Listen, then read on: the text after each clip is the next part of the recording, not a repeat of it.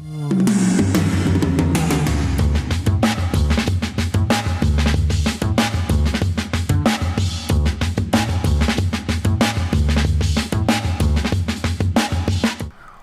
to a very special episode of Gaming Etc. After Dark, Whisper Edition. Spring break forever. Have you seen that movie? It's like, was it called Spring Breakers? Is that what it's called? Spring break. Was that the one with Selena Gomez and she goes topless or something? I don't know. Spring Breakers. 4 college girls hold up a restaurant in order to fund their spring break vacation. It stars. Oh wow, it has a cast to it. James Franco, Selena Gomez, Vanessa Hudgens, Ashley Benson, and a bunch of other people. I don't know. Welcome to a very spring breaky episode of Game Etc. After Dark. Once again, we're going to talk about wherever we want, what's going on in our lives, and tangents. As, of course... Spring break forever. And spring break, too. Forever and ever and ever. What did you do? That's pretty creepy. Did you, when was your spring break? I don't even know. It feels like a year ago. What was it? My spring break was spent... I don't even know. What is it? Did you just sleep in your bed all week and edit videos on it? I think it was pre-pro for season 2. Okay. I think. You're getting stuff ready for season 2. Yeah. I think. I'm not positive about that. It probably says somewhere on Twitter. For me, I was just watching my siblings and playing video games, and then one day I was helping my dad at work, or at his work. You had to dispose of a body. In a sense. No, I'm kidding. Jesus! Okay, no. Alright. Well, Mo, what's going on in your life, buddy? Getting ready for graduation and stuff, which is next month. Still shooting that movie. We're actually getting it ready soon. For my English class, we did the first few shots a few days ago, and we're getting it's already edited and stuff. Okay. I'm almost positive I've asked you this. I'm almost positive I've asked you this, but I'll ask again. Do you have a runtime you're shooting for? About 10 minutes. Okay. And this is expected to go on YouTube at some point. If everyone's okay with it, which so far they are, then yes. All right, I'm looking forward to it. I can't wait. Yeah. It's gonna be cool. Coolios. Do kids still say that? Coolios? I hear it tossed around every once in a while. Coolios. I remember 5 years ago, my cousin said that for the first time. I thought she was out of her mind. I had no idea what that was. I was like, oh, all right. I guess that's a thing. It's a thing. Makes sense. I've been playing a lot of Kingdom Hearts Unchained X. There you go. Spoiler alert for this collab cast that's about to go up. RJ's topic is, when will Kingdom Hearts 3 come? 2017, that's all we know. Because it's going to be after Final Fantasy 15 as far as I'm aware. Right. I don't think it's ever going to come out. By this rate, I mean, they've been at least consistent about the series by releasing new games, but like not an actual sequel. You know? Yeah, 2.9 HD or whatever the hell. Fucking 2.8 HD. Why? I don't know. I couldn't tell you. Is there something uniquely Japanese about that? Because in American culture, you would never release a game called something 2.9. It would just never happen. I don't know. I mean, also goes to Final Fantasy 2, Final Fantasy 10-2, 13-2. I mean, that makes a little more sense. It's a sequel of a sequel. That I'm not saying that makes perfect sense, but I certainly understand that more than releasing a 2.9. I mean, like, are you fucking kidding me?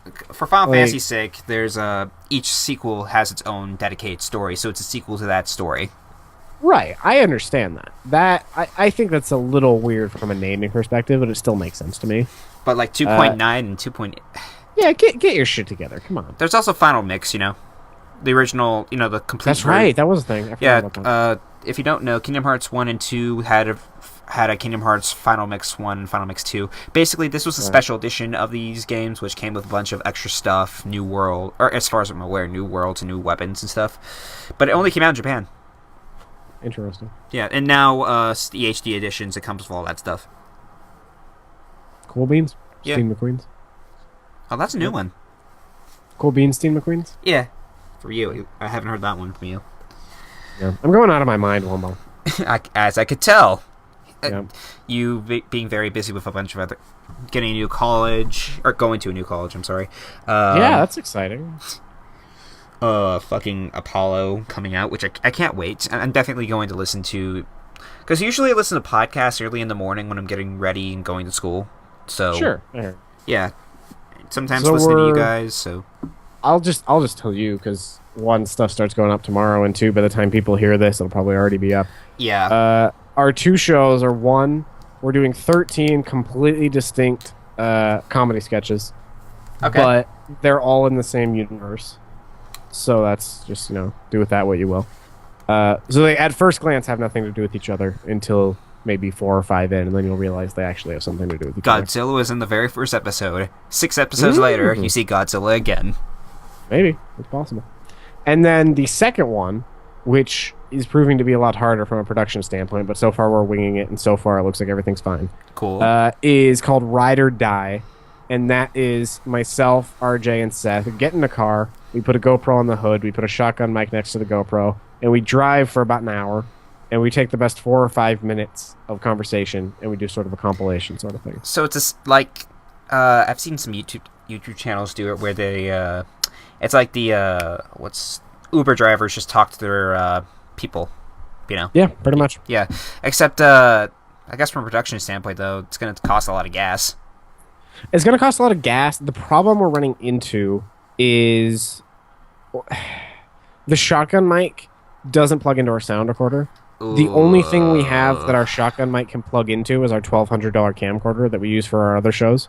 So as it stands right now, we have the GoPro on the center of the dashboard, the shotgun mic on the corner of the dashboard, and then the camcorder also on the corner of the dashboard, working as a stand and what the shotgun mic is outputting to. But then the camera has to be secured by all this stuff on the dashboard so it's not sliding off all the time. And then the shotgun mic is picking up a ton of vibrations from the road and stuff. So that's what we're all dealing with. And then to top that off, when we have the air conditioner on, the shotgun mic picks up that more than us. So we have to have the air conditioner off in a closed car to accumulate for road noise, and it's like 85 degrees out. So no air conditioner in a closed car with 3 guys, and it's 85 degrees. So that's the issues we're running into. That sounds fucking horrible. But it was fun. The first episode turned out good, and I think our first sketch goes up Tuesday, and then our first Ride or Die should go up Thursday. Knock on wood. So. Here's the thing, though. Why don't you just use individual mics for you guys? Because we would have to we could buy lavs, but truth be told, we don't have the money right now. And we're renting the shotgun mic from my local community college library. So is there like some sort of cord or some sort of connection thing where you can connect it to GoPro? The shotgun mic? Yeah, the shotgun mic to a GoPro. Is there like any sort of thing that you can do that? Is the GoPro... it's not an off-brand GoPro we have. We have the Hero 4, the newest version. Okay. And it feels really cheap. There's really not much to it. I don't know. Have you messed around with any GoPros before? I've never messed with a GoPro. I had never before this, and it's kind of almost fascinating how it works. The quality's fine, but GoPros feel very cheap and very flimsy. They don't feel like very high quality stuff. And they don't have very many ports or anything on it either. But for what I've seen of GoPros, it looks fucking amazing for how small it is. It does. It's a little weird because of the lens, not the resolution of the frame rate, but how it actually, like the curvature to the shot and everything. For what we're doing, that specific show, it works great. Okay. But, yeah, I don't know. It's interesting. We're looking forward to it. I've said this a couple times. How we edited the McView episode 1 and how we edited the McView episode 13 were 2 very different edits. So I haven't seen McView episode 1 in a while, but I'll compare. It's a lot worse, and it's a lot weird, and it's rough around the edges, as with just the tip. And so, we're going to figure it out as we go. I feel like kind of the benefit we have is we don't really pretend we have everything figured out. It's like we're pretty transparent about the fact we're just having fun with this. We're figuring it out as we go. It's fun for us from a production standpoint. We're just going to screw around until we get it right.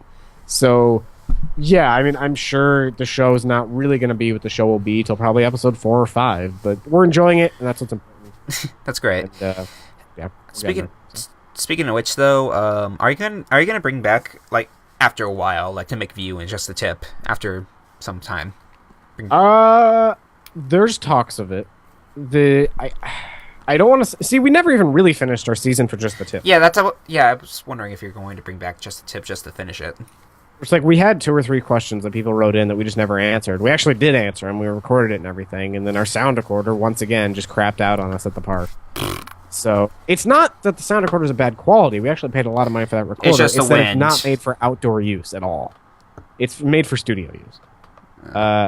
So yeah, it's like we either need to get lavs or a shotgun mic, which now we sort of have access to on a limited amount. So there's definitely talks of it right now. Apart from production for all our shows, which it used to be 3 hours a night for recording. Right now it's like 6 hours a night for recording because it's taking us forever to figure everything out. Jesus. Which is our Monday nights. It's like 2 to 8 is our recording session. Oh god, and in between that, there's classes for college too. So right, and then jobs like and most of our skits, at least the first 2, are voiceover. So we've been meeting separately to do each person's VO over the course of the week. I'm pretty much always home for the most part, like more or less. So just when someone's free, they come over for a couple hours. I help them record their VO, and then we just do that 3 more times over the course of the week or whatever. So it's taking a lot of time right now. What most of the conversation is right now is I am locked into this school. I am like, I've put my deposit down. I have my dorm. I'm not going to have a roommate, which is really cool. But like I am without a doubt September 2nd, I am going 300 miles away to school. So, but there's a problem, though. Yeah, right. What's the future of Apollo Media if that's going to happen? And that's what we're talking about right now. Is like we, to be totally candid, like just balls to the wall. We spent $5,000 to get where we are right now with Apollo Media. That's for all our equipment. That's for all our accounts. It's for our software and our hardware and all that. And we all knew. Why I really like Apollo Media and why I still care about it so much is we all knew going into that none of us were probably ever going to get that money back.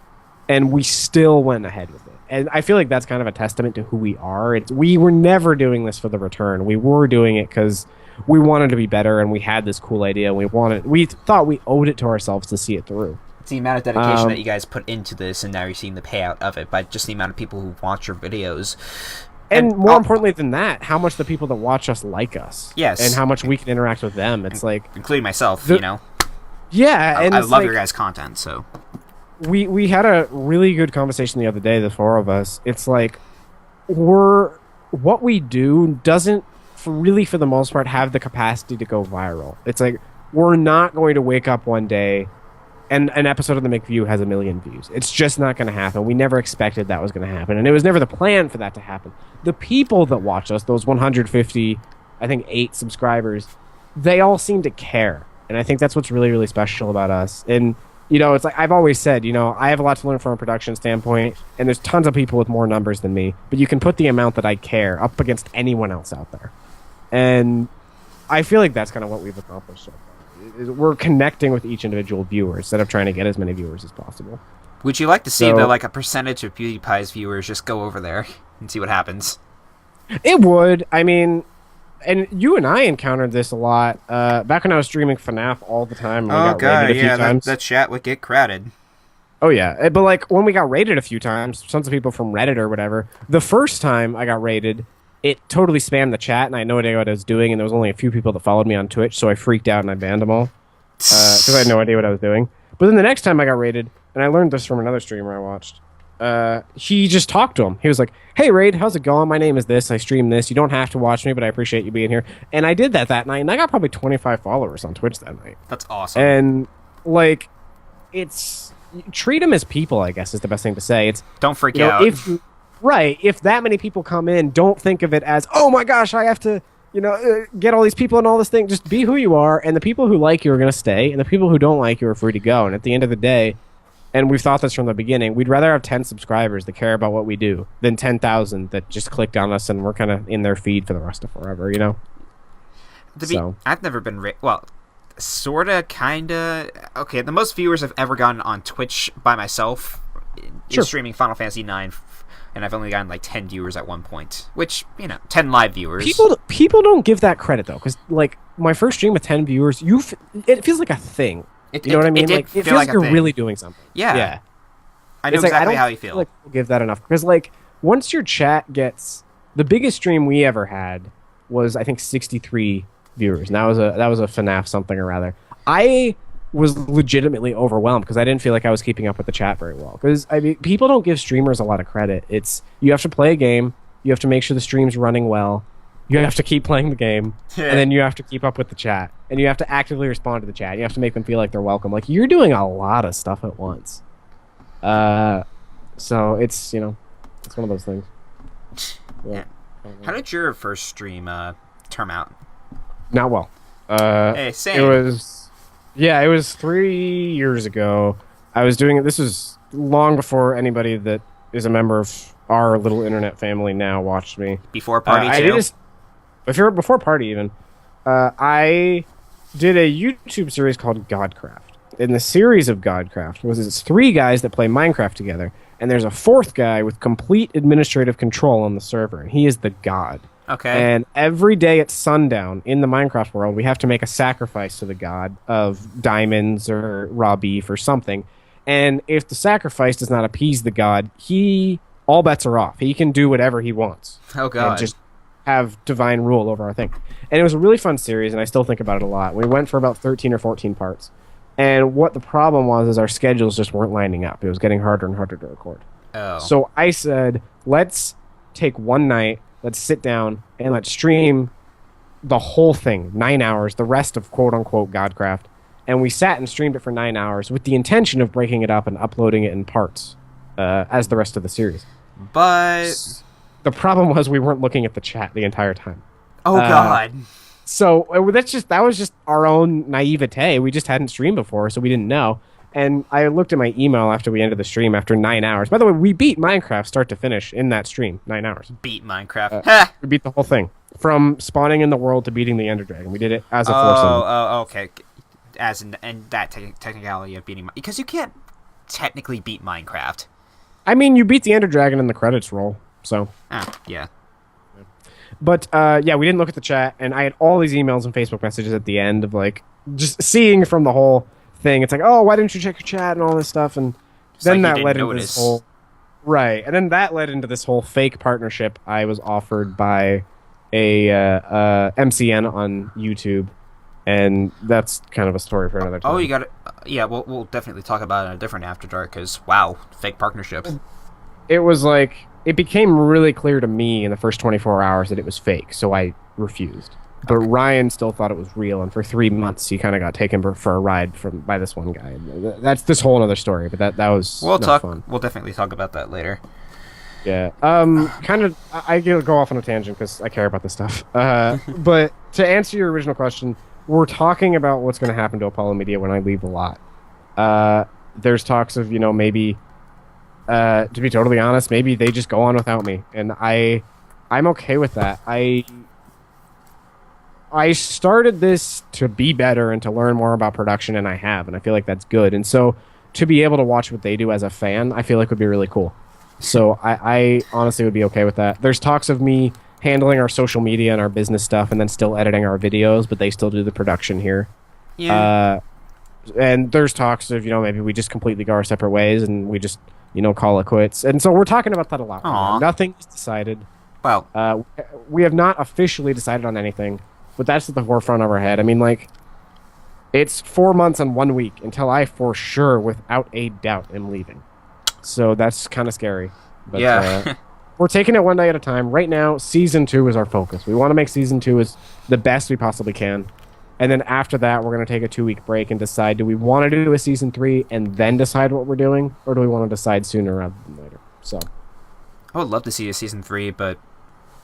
Yeah. Yeah. And, like, the thing is, like, without being, oh, man, we're the best in the world. Like, without being too conceited, we have a ton of ideas. It's like, we have, realistically, a dozen shows that we eventually want to do and that are great ideas that we all really care about. The problem is time. The problem is money. And the problem is, I'm leaving in 4 months. So. Yeah. But we'll figure it out. No one cares more than us. We're gonna come to a solution. We're gonna be happy about it. And even if Apollo Media ends after I leave, I'll definitely still be making videos. I'll definitely still be streaming. I'll be streaming more because I'll have better Wi-Fi. You and I'll still do gaming, etc. Yeah. I'm not going to disappear from the internet by any stretch of the imagination. So. Okay. We'll figure. I think on that note, we should end it off. Yeah. Sorry, I felt like I rambled too much. No, Sorry. Well, all right. I'm definitely titling this "The Future of Apollo Media" first time we streamed or something. I really wanted to talk. Full disclosure, I think about this all the time, so it's like, yeah, it's always at the forefront of my brain to be talking about. And actually talking about it seems like therapy for you, basically. It really is. You should be my therapist. Well, they do have some experience with some therapists, Damn. Yeah. Is that a topic for another episode? Maybe. I don't. Doesn't have to be. If you're not comfortable, it doesn't have to. Just making sure. That is a personal thing. Yeah. All right. On that note, thank you guys for watching another episode of After Dark. If you guys want to see more from us, there's a playlist on the bottom from all the other previous episodes of Game Etc. After Dark, the episode corresponding to this. Might subscribe to me on YouTube, like, comment, subscribe. Yes, subscribing twice because fuck it. Subscribe to Nostal on YouTube. What you want to do is subscribe and then unsubscribe and then resubscribe again.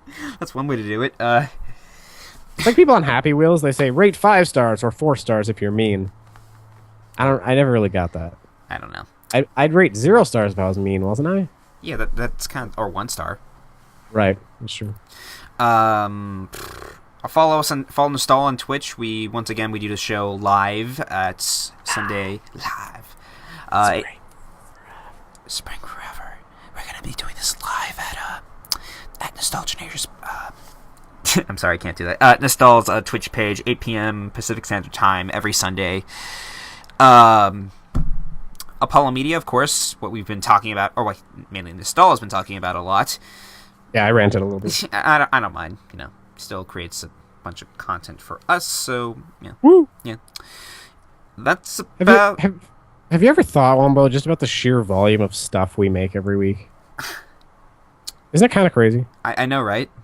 Just like I say us as in like our sort of internet family, like you and me and Stormstep and Easy and Party. And just like as a collective whole, our unit, like we make a shit ton of content every week.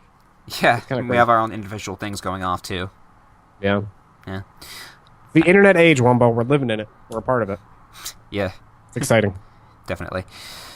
Anyway, yeah, gonna call it off. Bye, guys. All right. Bye. Bye, guys.